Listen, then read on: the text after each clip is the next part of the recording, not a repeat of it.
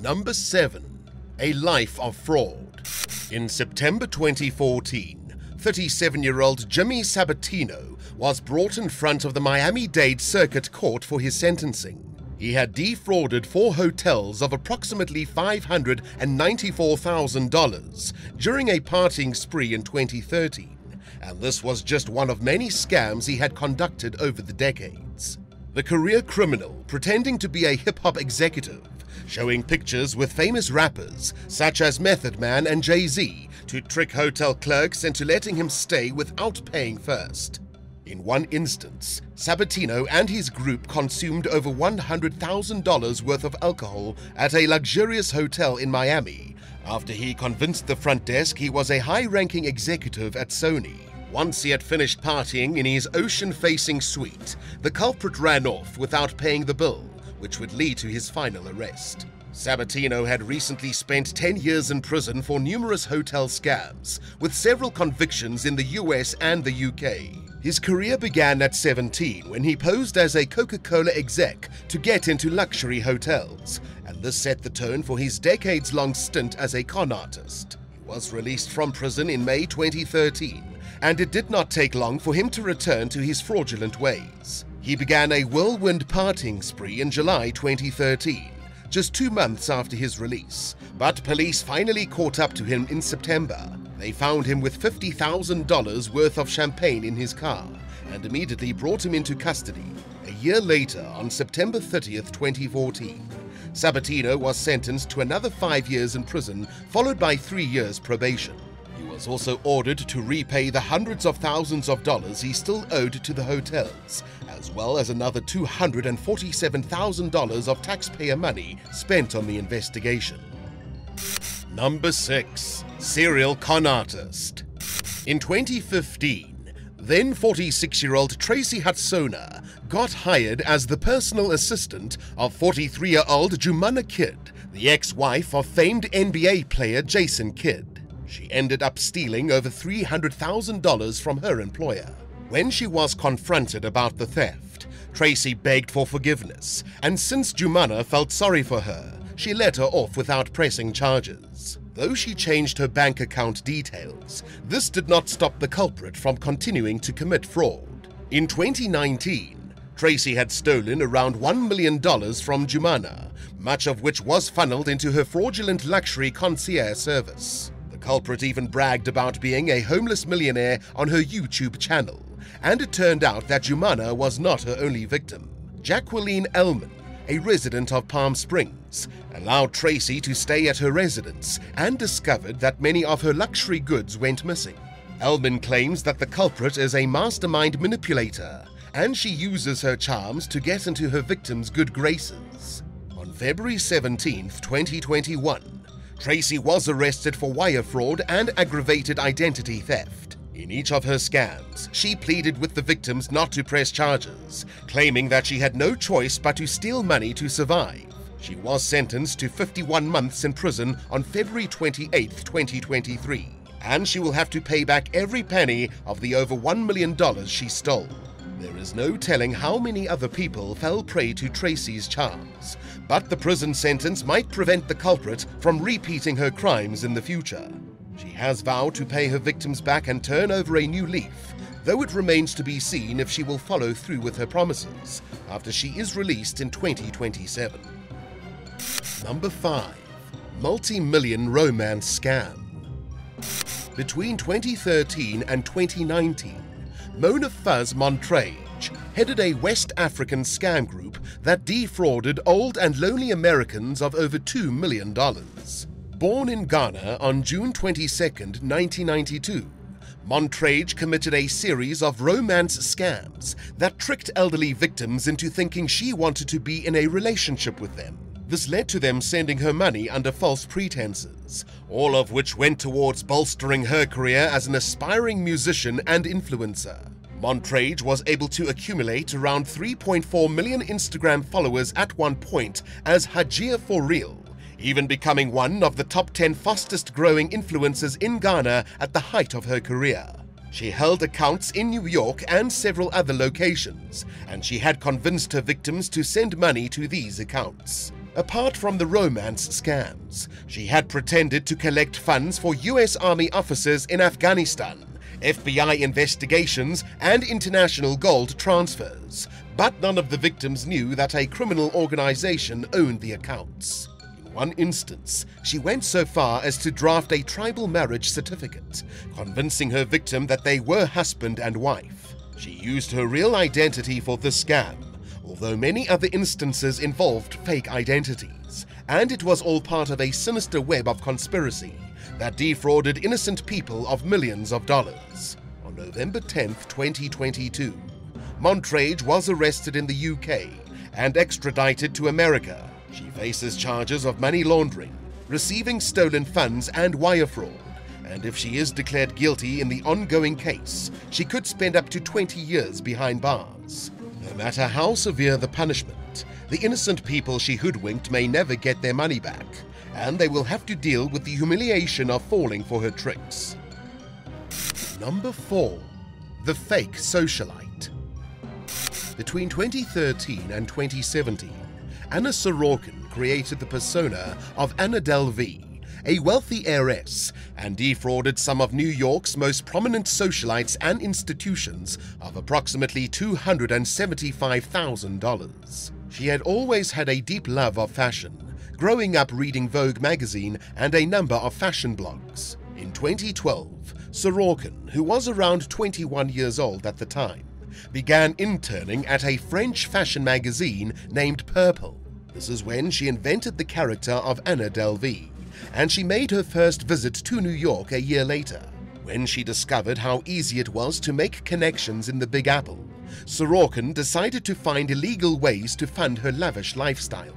Born in the crumbling Soviet Union on January 23, 1991, she moved to Germany with her family in 2007 when she was 16.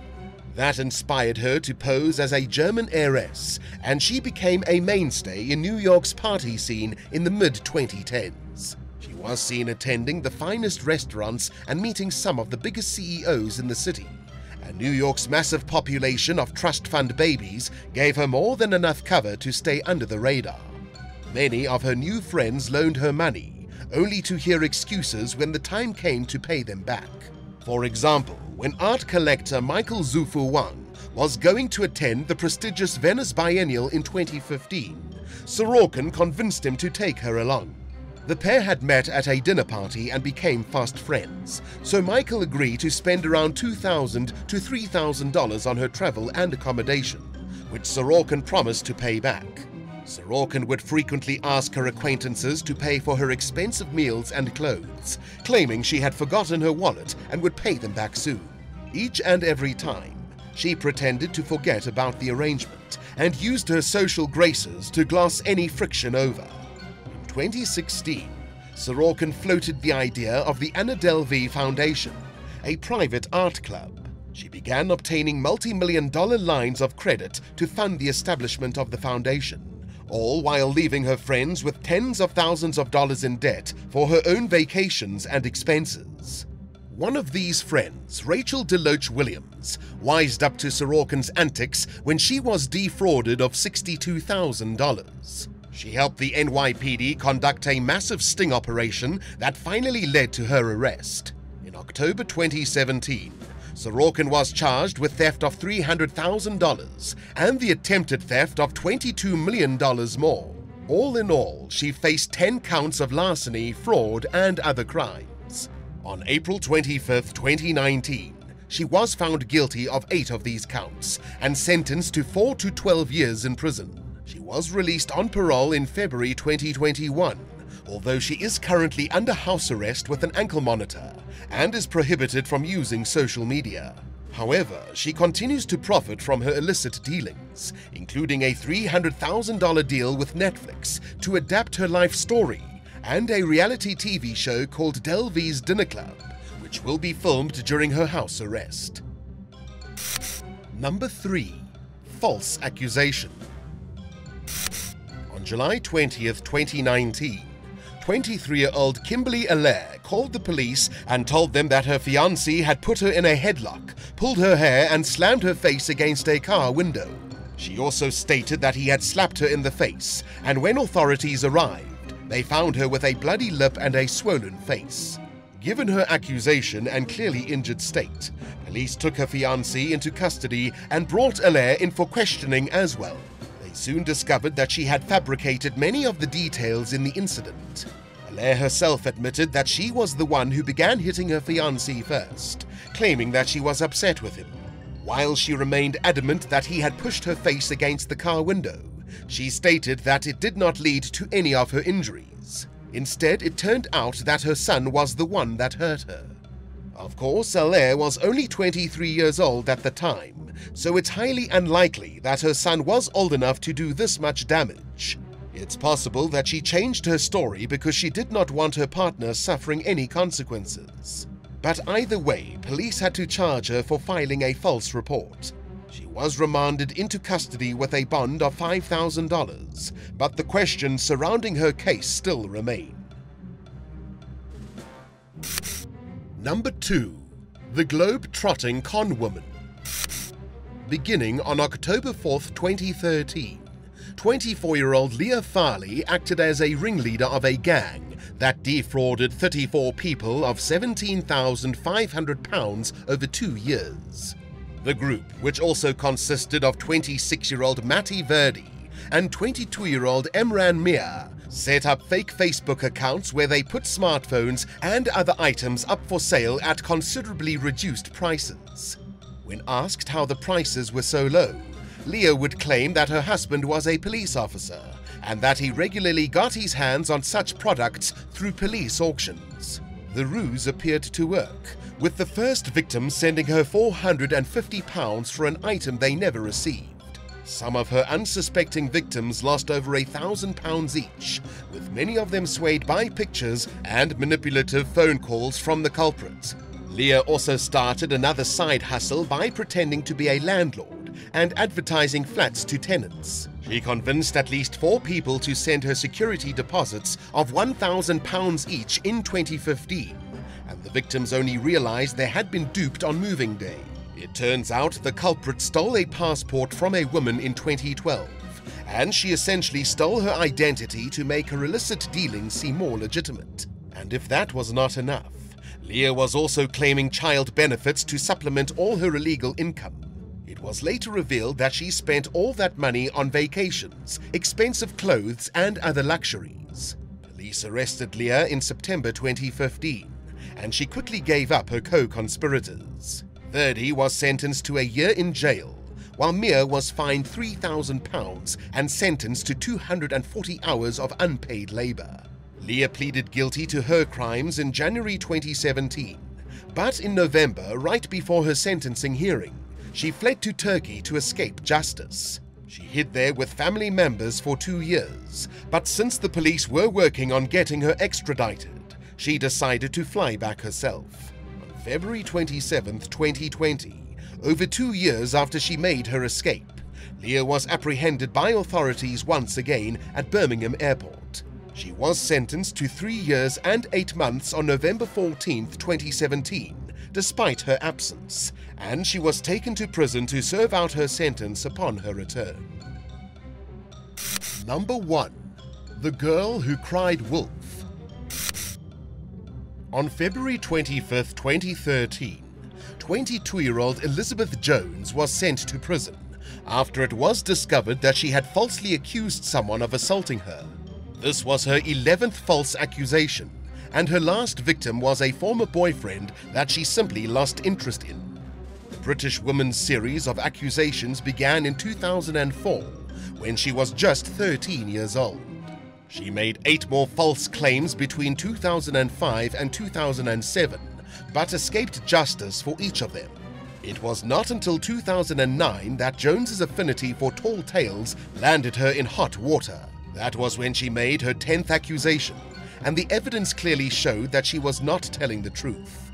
This led to her spending 10 months in detention, and while this should have taught her a lesson, she only managed to last a few years before returning to her ways.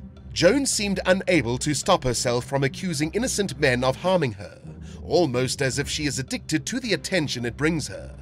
Fortunately, none of the accused ended up facing legal action, since the police were easily able to clear their names.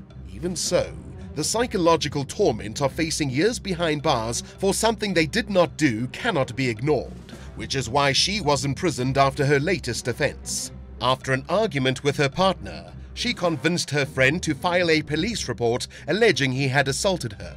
Going through an acquaintance instead of filing the report herself was a clear attempt to cover her tracks, and Jones later went to the police station to follow up. After she confirmed the allegation and consented to a medical test, the innocent man was brought into custody. Assault claims need to be taken seriously, so the unnamed victim had to go through 9 grueling hours of questioning. When police officials reviewed security footage of the area, they found no evidence that he had attacked her and finally let him go. When police confronted her about the obvious lie, Jones knew the jig was up. She admitted the accusation was false and immediately pled guilty, hoping this would save her from prison. However, the judge acknowledged the mental distress she caused the accused, as well as the 10 other false accusations she had made, and sentenced her to 16 months behind bars for preventing the course of justice. Which of these pathological liars shocked you the most? Let us know in the comments below, and don't forget to subscribe. Thanks so much for watching, and we'll see you next time on Bad Badger.